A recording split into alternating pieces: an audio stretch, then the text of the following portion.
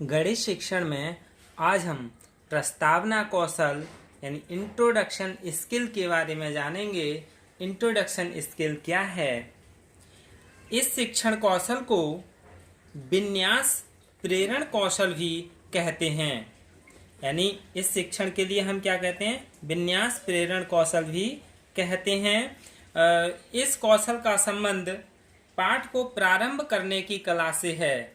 यानी जो स्किल है इसका संबंध किससे है? जो भी हम लेसन पढ़ा रहे हैं उसको प्रारंभ करने की कला, यानी किस ढंग से आप इसके लिए प्रारंभ कर रहे हैं।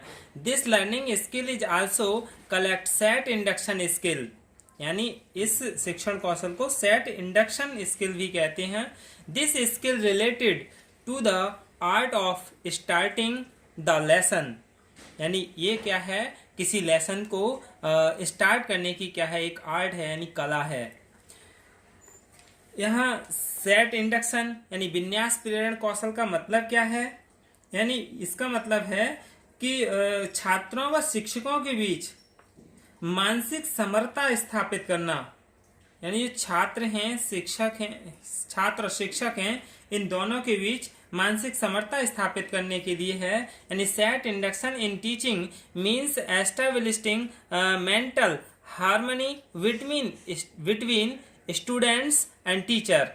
स्टूडेंट और टीचर के बीच समरसता स्थापित करने से है। जब भी शिक्षक कोई नया पाठ पढ़ाता है तो सर्वप्रथम छात्रों को उस पाठ का संक्षिप्त परिचय देकर छात्रों को अवधान कर कक्ष में केंद्रित करने का प्रयास करता है। यानी जब कोई शिक्षक किसी पाठ को नए पाठ को पढ़ाता है तो उससे पहले क्या करता है? वो संक्षिप्त तरीके से एक सारांश क्लास में बच्चे के लिए बता देता है ताकि उनका ध्यान या एक जगह हो जाए, ध्यान कक्षा में ही केंद्रित हो जाए।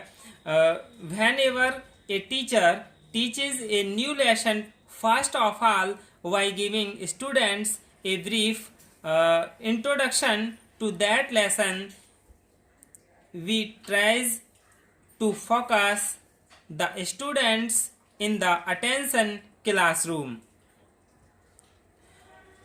प्रारंभिक शैक्षिक प्रक्रिया सफल होती है तो पृष्ठ की सफलता निश्चित हो जाती है। यानी जब कोई किसी लेसन के लिए स्टार्टिंग अच्छे से कर दे या स्टार्टिंग अच्छे से हो जाए तो क्या है? ये मान लीजिए कि उस पाठ की, उस लेसन की सफलता निश्चित हो गई। यानी प्रस्तावना कौशल सबसे महत्वपूर्ण है। जब भी कोई भी लेसन हो या कहीं कोई लेक्चर दे रहे हैं या कुछ भी कर रहे हैं, उसमें यदि आपकी इंट्रोडक्शन स्किल अच्छी है तो क्या है? पूरा ही लेसन या पूरा ही जो भी है वो क्या होगा? सफल निश्चित होगा। अब हम प्रस्तावना कौशल के घटक पढ़ लेते हैं। यानी प्रस्तावना कौशल के घटक क्या हैं? Components of introduction skill. In components के लिए याद कर रखना चाहिए इंट्रोडक्शन स्किल में, और इन्हीं के आधार पर क्या है? एक इनका मापन किया जाता है। यानी एक चार्ट बना लिया जाता है, मूल्यांकन चार्ट। सबसे पहले है पूर्व ज्ञान से संबंध, यानी रिलेटेड विद प्रीवियस नॉलेज।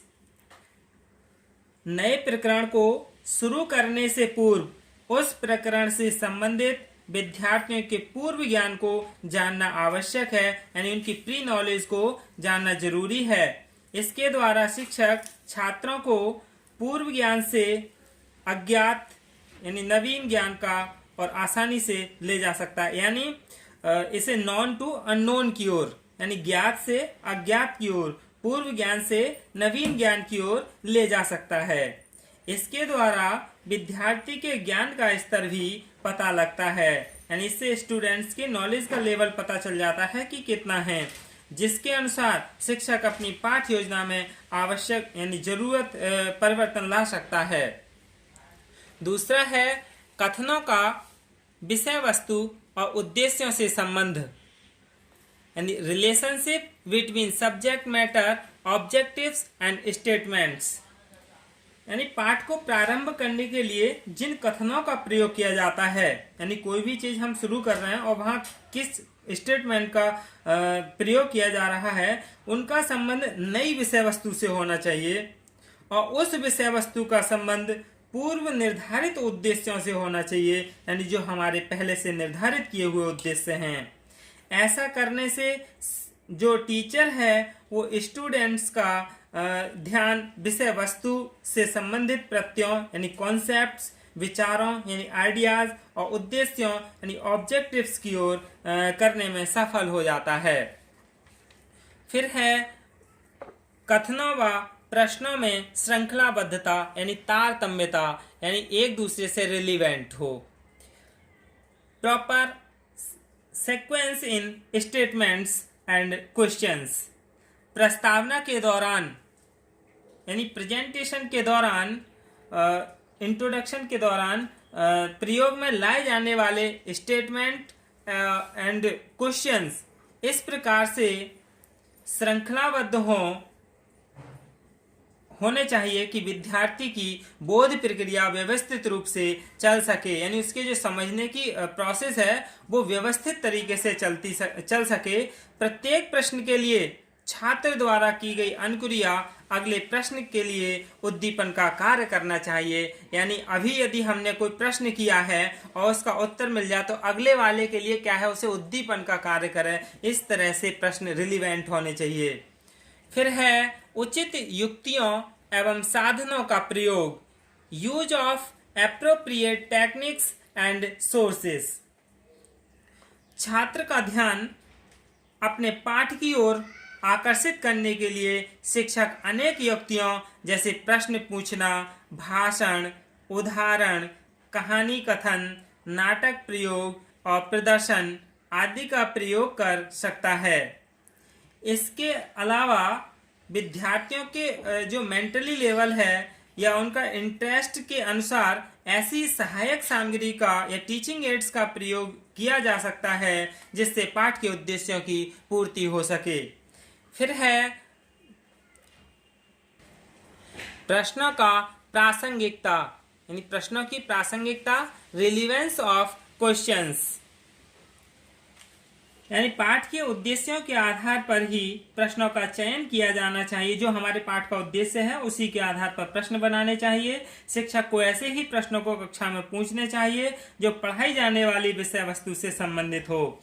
अगला है विद्यार्थियों में रुचि और प्रेरणा जागृत करने की क्षमता, यानी capability of creating interest and motivation. यानी इसमें क्या है, शिक्षक की सफलता तभी संभव है जब वह अपने विद्यार्थियों में रुचि तथा अप्रेरणा को जागृत कर सके। विद्यार्थियों में यदि रुचि तथा अप्रेरणा जागृत हो जाती है तो विषय वस्तु कंटेंट को बोधगम्य करने में आसानी हो जाती है। फिर है मूल्यांकन सूची, यानी मूल्यांकन सूची क्या है, प्रस्तावना कौशल का मूल्यांकन प्रपत्र, यानी evaluation sheet for introduction skill. इसके बारे में जान लेते हैं। ये क्या है, मूल्यांकन प्रपत्र है, यानी evaluation sheet for introduction skills. इसमें क्या है कि इस सीट के आधार पर शिक्षण पुनः शिक्षण यानी टीचिंग और रीटीचिंग के बारे में निर्णय लिया जाता है कि टीचिंग के बाद रीटीचिंग करानी चाहिए या नहीं। इसके द्वारा यह भी तय किया जाता है कि किस शिक्षण कौशल के सभी घटक किस सीमा तक प्रयुक्त हुए हैं। जैसे इसमें क्या है, 7 बिंदु हैं। 7 पॉइंट स्केल पर 0 घटक की अनुपस्थिति, यानी 0 सहित 1, 2, 3 घटक की सामान्य, यानी 0 क्या है, सिर्फ उपस्थिति दर्शाता है, अनुपस्थिति। और 1, 2, 3 क्या है, इसमें सामान्य उपस्थिति। और 4, 5, 6 यानी घटक की अधिकतम उपस्थिति को प्रदर्शित करता है, यानी सबसे अधिक बार इसने इस घटक का प्रयोग किया है और बिल्कुल नहीं करने पर उससे 0, यानी इसने 0 बार इसका प्रयोग किया है। इसमें क्या है, पूर्व ज्ञान से संबंध, यानी जो हमने घटक पढ़े हैं उन सभी घटनों का क्या है, इसमें प्रपत्र दिया हुआ होता है, उसमें लिखा जाता है और इसमें टिप्पणी की जाती है शिक्षक द्वारा कि आपको रीटीच करनी है, आपने इस कौशल का प्रयोग नहीं किया, इस घटक का प्रयोग नहीं किया है, और यहाँ पर्यवेक्षक के हस्ताक्षर होते हैं। इस तरह का क्या है, प्रस्तावना कौशल का मूल्यांकन प्रपत्र होता है। धन्यवाद।